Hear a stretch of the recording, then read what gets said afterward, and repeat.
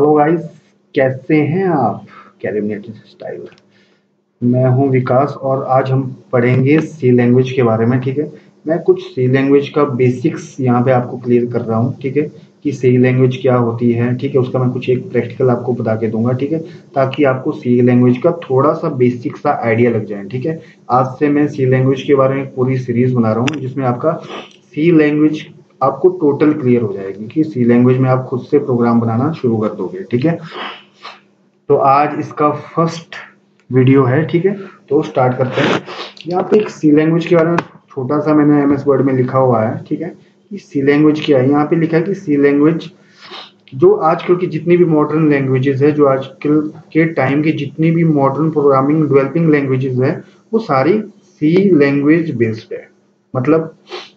मतलब ये है कि जितनी भी आजकल की लैंग्वेज है, मान लो आप जावा ले लो, चाहे पीएचपी ले लो, चाहे डॉटनेट, चाहे कोई भी लैंग्वेज उठा के देख लो, ज्यादातर ठीक है वो सारी सी लैंग्वेज के ऊपर ही आधारित है। ठीक है, सी लैंग्वेज सबसे पहली हाई लेवल लैंग्वेज है। ठीक है, उसके बाद सी लैंग्वेज में कुछ इनहेरिटेंस करके, ठीक है, कुछ उसमें जोड़ जाड़ के उसको सी प्लस प्लस बना दिया गया है। ठीक है, उसके बाद ही सारी चीजें धीरे धीरे निकली हुई है। सारी लैंग्वेज सबसे पहले जो सबसे पहली हाई लेवल लैंग्वेज थी वो सी लैंग्वेज ही थी। ठीक है, तो दूसरा कुछ यहाँ पे कुछ एग्जांपल है कि सी लैंग्वेज को ऐसे समझते हैं सब कि यार कुछ एक नीली सी स्क्रीन होती है, उससे क्या होगा, क्या बनेगा उससे। बट मैं आपको बता दूं, जो सी लैंग्वेज है, जो हमारा जो ऑपरेटिंग सिस्टम है, ये विंडो, जो हमारा विंडोज जो ऑपरेटिंग सिस्टम है, ये भी विंडोज ऑपरेटिंग सिस्टम भी सी लैंग्वेज में ही बना है। जो यूनिक्स ऑपरेटिंग सिस्टम है वो भी सी लैंग्वेज में बना है, लाइनक्स भी सी लैंग्वेज में बना है। ठीक है, और जो बड़े बड़े जो डेटाबेस है, जो सर्वर है, ये भी मैं आपको बता दूं ये भी सी लैंग्वेज में ही बने हैं। जैसे कि ओरेकल जो कि सबसे बड़ा डेटाबेस है, ठीक है, वो भी सी लैंग्वेज में ही डेवलप किया गया है। माई सिक्वल जो डेटाबेस है माइक्रोसॉफ्ट वालों का, वो भी सी लैंग्वेज में ही बनाया गया है। ठीक है, अपाचे सर्वर वो ये भी सी लैंग्वेज में ही बनाई गई है। और मैंने जैसे आपको बताया जो पीएचपी लैंग्वेज है वो भी सी लैंग्वेज में ही बनाई गई हुई है। अब आप खुद ही देख लो। ठीक है, और कुछ ये शायद कुछ लोगों को ही पता होगा कि इसमें काफी सारे मोबाइल के प्लेटफॉर्म को भी डिजाइन किया गया है। जैसे कि जो आईफोन है, ठीक है, आईपैड है, और उनकी जितनी भी एप्स है उसको भी सी लैंग्वेज में ही बनाया गया हुआ है। ठीक है, तो आप खुद ही आप सोच लीजिए कि सी लैंग्वेज की कितनी वैल्यू है। ठीक है, तो सबसे पहले मैंने एक हेडर फाइल के बताया गया है कि बिल्ट इन हेडर फाइल। इसमें एक्चुअली में सबसे काम की जो हेडर फाइलें हैं वो दो हेडर फाइलें हैं। सबसे पहली हेडर फाइल है stdio.h, दूसरी है conio.h। ठीक है, ये हेडर फाइल हर सी लैंग्वेज के प्रोग्राम में लगेगी ही लगेगी। सबसे पहली है stdio.h, उसका मतलब होता है std का मतलब होता है स्टैंडर्ड, आईओ का मतलब होता है input output, dot H header file की एक्सटेंशन जो होती है वो क्या होती है, डॉट एच। ठीक है, तो standard input output dot H जो है वो इनपुट आउटपुट को सपोर्ट करती है। इनपुट आउटपुट क्या हुआ, जो स्कैनएफ है वो सी लैंग्वेज में का काम करता है, जो प्रिंट एफ है वो सी लैंग्वेज में आउटपुट का काम करता है। सिंपल, कोई ज्यादा इसमें टेंशन वाली बात है ही नहीं। उसके बाद दूसरा आया कॉन्यू, दूसरी जो हेडर फाइल है जो कि काफी इंपॉर्टेंट है इसमें, वो है कॉन्यू डॉट एच, जो कि हर सी प्रोग्राम में लगेगी लगेगी दो, वो है कॉन्यू डॉट एच। कॉन्यू डॉट एच का मतलब हुआ CON कंसोल, आईओ का मतलब इनपुट आउटपुट डॉट एच, जो कि एक्सटेंशन है हेडर फाइल की। ठीक है, ठीक है, और अब हम आगे एक मैंने यहाँ पे डेमो सा दिया हुआ है कि इस टाइप का एक सी प्रोग्राम होता है। ठीक है, तो चलिए आइए शुरू करते हैं इसका प्रैक्टिकल। ठीक है, तो यहाँ पे अगर आपने सी प्लस प्लस या सी लैंग्वेज की आपने कोडिंग करनी है तो आपको यहाँ पे एक सॉफ्टवेयर है टर्बो सी प्लस, उसको आपको इंस्टॉल करना पड़ेगा। ठीक है, यहाँ देखो मैंने फोकस कर दिया, ये क्या है, टर्बो सी प्लस। ठीक है, आपको कंप्यूटर में इसको इंस्टॉल करना पड़ेगा। ठीक है, इससे आप इसमें आप सी की कोडिंग भी कर सकते हो और सी प्लस प्लस की कोडिंग भी कर सकते हो। ठीक है, तो चलो शुरू करते हैं। ये मैं इसको रन कर रहा हूँ, ये प्रोग्राम मेरा सी प्लस प्लस चल रहा है। ठीक है, यहाँ पे मैंने कुछ प्रोग्राम बनाया हुआ था, तो इसको मैं फिर से एक बार आपके सामने रन करता हूँ।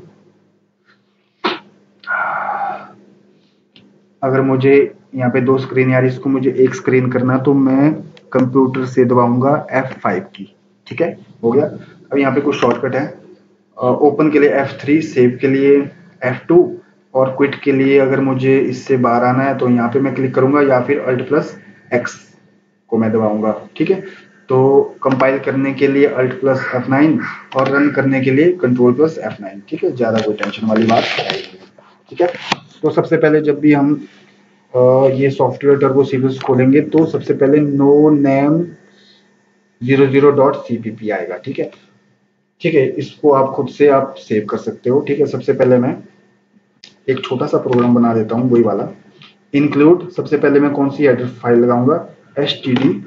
std का मतलब standard input output dot H. Dot H क्या हुआ, हेडर फाइल की जो एक्सटेंशन होगी, सिंपल सी बात है, डॉट एच नाम से होगी। ओके, तो कॉमन सेंस की बात है।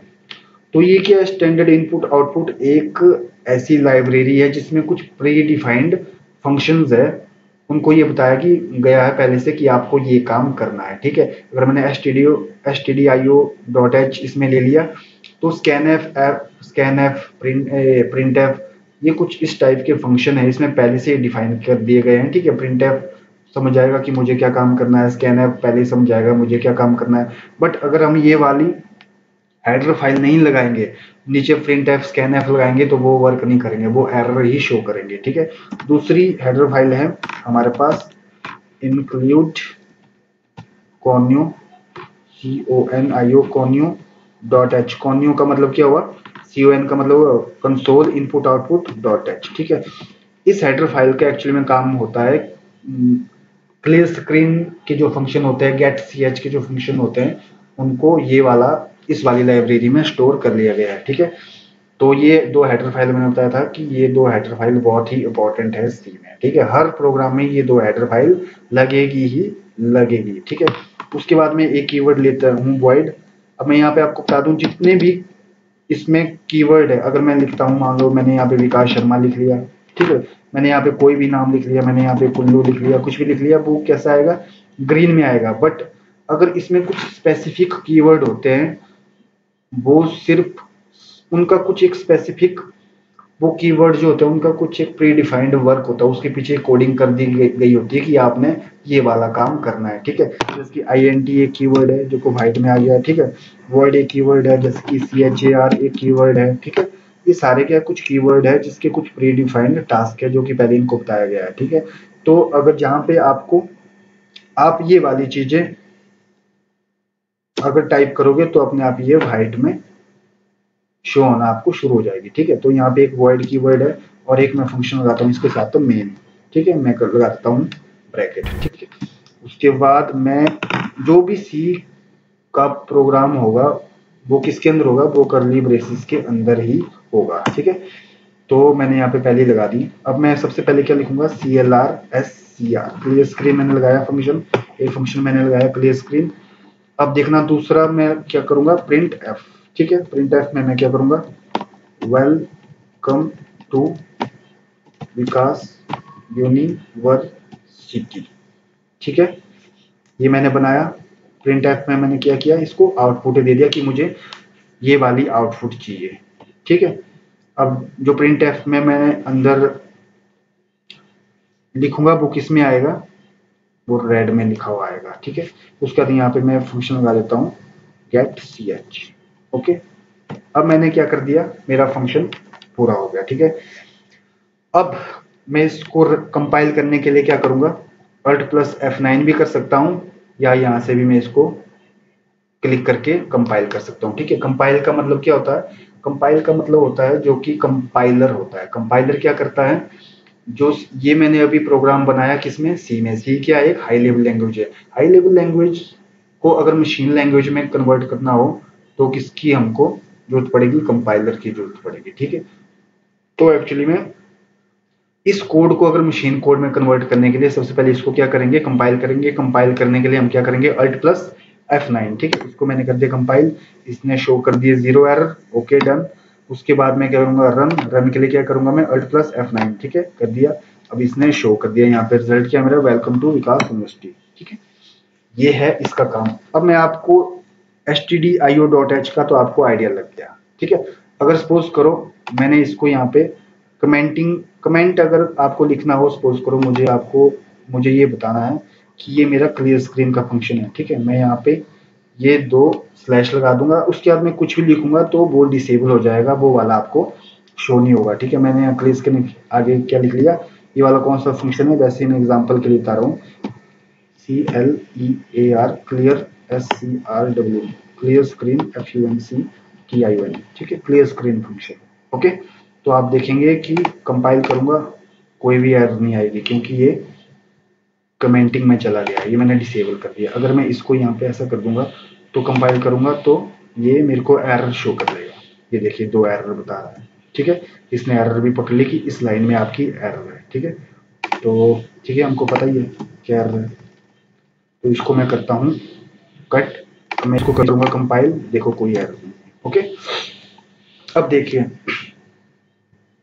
अब मैं यहाँ पे इसको करता हूँ रन कर दिया, मेरा यहाँ पे लिखा हुआ आंसर आ गया जो मैंने प्रिंट करने के लिए बोला था इसको, ठीक है। अब मैं क्या करता हूँ, इस क्लियर स्क्रीन को क्या कर देता हूँ, डिसेबल कर देता हूँ। एक बारी मैंने ये वाली क्लियर स्क्रीन डिसेबल कर दी, सपोज करो कि मुझे ये वाला फंक्शन मैंने यहाँ पे नहीं लगाया। अब सपोज करो अब क्या होगा, अब मैं रन करूंगा तो पहले वाला आंसर भी लिखा हुआ आ गया, और साथ के साथ दूसरा वाला, इस वाला जो रन किया था मैंने वो वाला आंसर भी लिखा हुआ आ गया, ओके। अब मैं तीसरी बारी रन करूंगा तो यहाँ से अब चल नहीं रहा है, तो मैं अब कीबोर्ड शॉर्टकट का यूज ही करूंगा, Ctrl+9 दबाया। अब देखो तीसरी बारी भी रिजल्ट आ गया, ठीक है। तो इसके लिए क्या करते हैं, हम क्लियर स्क्रीन का फंक्शन का यूज करते हैं। देखो अब मैं रन करूं Ctrl+F9, ये देखिए, ठीक है, पिछला रिजल्ट जो क्या हो गया वो सारा क्लियर हो गया। अब मैं एक चीज दिखाता हूँ, ये वाला जो फंक्शन है वो लगता है हमारे इस हेडर फाइल से, ठीक है। अगर मैं इस हेडर फाइल को ही डिसेबल कर दूं, ठीक है, अब मैंने डिसेबल कर दी तो एरर कहाँ पे आएगा, इस वाली लाइन में एरर आएगा। क्यों, क्योंकि अब जो ये सी लैंग्वेज है, जो ये कंपाइलर है, वो समझ नहीं पाएगा कि ये CLR SCR ये लिखा क्या है, उसको ये समझ में नहीं आता है, ठीक है। एक्चुअली में इस conio.h में कंसोल इनपुट आउटपुट एक फाइल बनाई थी, जिसमें इसके बारे में लिखा गया था क्लियर स्क्रीन का मतलब क्या होता है, रिजल्ट जो अपनी रिजल्ट विंडो है उसमें से पिछले रिजल्ट को क्लियर करना, ठीक है। वो किस में बताया गया है, वो तो इस हेडर फाइल में बताया गया है। अब इस हेडर फाइल को मैंने क्या कर दिया, डिसेबल कर दिया। अब देखते कंपाइल करके क्या होता है। कंपाइल करने के लिए यहाँ तो मेरा चल नहीं रहा है, तो मैं कीबोर्ड से करता हूँ Alt+F9, ओके। अब देखो एरर बता रहा है, एरर कहाँ पे बता रहा है, function clear screen should have a prototype. क्या मतलब, अब इसने एक देखो और चीज भी बताई कि function get cs should have a prototype. जो ये conio.h नहीं है, जो ये 2 फंक्शन है क्लियर स्क्रीन और गेट ch, ये कैसे चलेंगे, ये तभी चलेंगे जब conio.h नाम की हेडर फाइल लगी होगी, ओके। अब मैं यहां से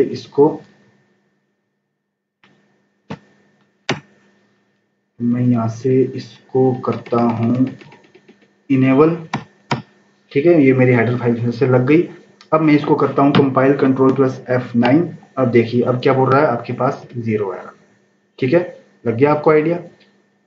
अब देखो गेट ch जो है मेरे पास फंक्शन, ये मैंने क्यों लगाया गया है, ये मैंने लगाया है कि आपकी जो रिजल्ट विंडो है वो टिकी रहे जब तक मैं ना चाहूं, जब तक मैं एंटर ना प्रेस करूं।